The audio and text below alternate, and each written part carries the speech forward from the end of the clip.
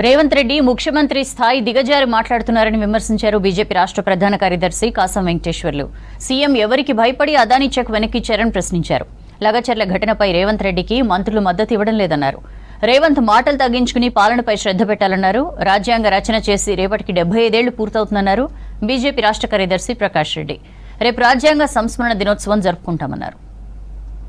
ముఖ్యమంత్రి గారు ముఖ్యమంత్రి స్థాయిని దిగజారి రోజుకో తీరుగా మాట్లాడుతున్నాడు.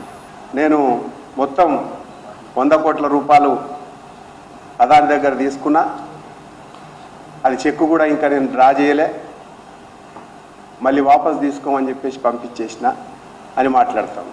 ఎవరికి భయపడి నువ్వు చెక్కు వాపసు చేసినావు అంటే అగ్రిమెంట్ చేసుకున్నప్పుడు రాహుల్ గాంధీ లేకుండేనా? నిన్న మొన్న రాహుల్ గాంధీ కాంగ్రెస్ పార్టీలోకి వచ్చినా అదానిని రాహుల్ గాంధీ నిన్న మొన్న వ్యతిరేకిస్తూ ఉందా? అప్పుడు ఎందుకు భయపడలేదు? ఇప్పుడు ఎందుకు దాన్ని వాపస్ ఇచ్చేస్తున్నాం అని చెప్పి స్టేట్మెంట్ ఇచ్చి ఢిల్లీకి పోయినావు? అంటే నీకు అపాయింట్మెంట్ కూడా ఢిల్లీలో రాహుల్ గాంధీ ఇయ్యడానికి భయపడిపోయినావా? రకరకాల మాటలు మాట్లాడుతూ ఉన్నారు. భారతీయ జనతా పార్టీ స్పష్టంగా చెప్తా ఉంది, చట్టానికి ఎవరు కూడా చుట్టాలు కాదు, చట్టం తన పని తను చేసుకుంటూ పోతుంది. అదాని దోషి అయితే చట్ట ప్రకారం శిక్షించబడతాడు. కాంగ్రెస్ పార్టీకి ఒక విషయం చెప్పదలుచుకున్నా, రేవంత్ రెడ్డికి కూడా ఒక విషయం చెప్పదలుచుకున్నాం. రాజశేఖర రెడ్డి గారు ముఖ్యమంత్రి ఉన్నప్పుడు సత్యం కేసును ఆపగలిగిండా? సత్యం జైలుకు పోకుండా ఆగిండా? యూపీఏ ప్రభుత్వం ఉన్నప్పుడు సహారా కేసు ఏమైంది? సహారా కేసుని వాళ్ళని ఆపగలిగినరా?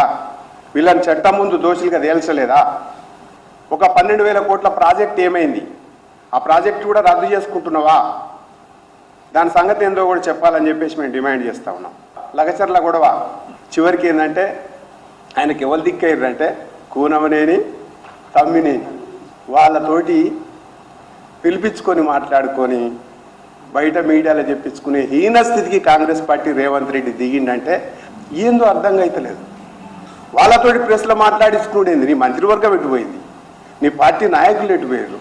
70 సంవత్సరాలు పూర్తయిన సందర్భంగా రాజ్యాంగ దినోత్సవాన్ని భారతీయ జనతా పార్టీ అధికారంలోకి వచ్చినాక మోడీ గారి నాయకత్వంలో సంవత్సరం చేస్తున్నాం కాబట్టి రాజ్యాంగాన్ని స్మరించుకోవడం కోసం, రాజ్యాంగంలో ఉన్నటువంటి విలువలను మరోసారి స్మరించుకోవడం కోసం, దేశ ప్రజలు చెప్పడం కోసం అన్ని జిల్లాలలో రాష్ట్ర పార్టీ నాయకత్వంలో రాష్ట్ర కార్యాలయంలో కూడా రేపు రాజ్యాంగ దినోత్సవాన్ని ఘనంగా నిర్వహిస్తున్నాం.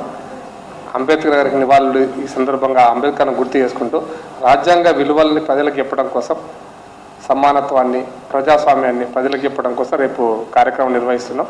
రాష్ట్ర కార్యాలయంతో పాటు మొత్తం అన్ని జిల్లా కేంద్రాల్లో కూడా భారతీయ జనతా పార్టీ రాజ్యాంగ దినోత్సవాన్ని ఘనంగా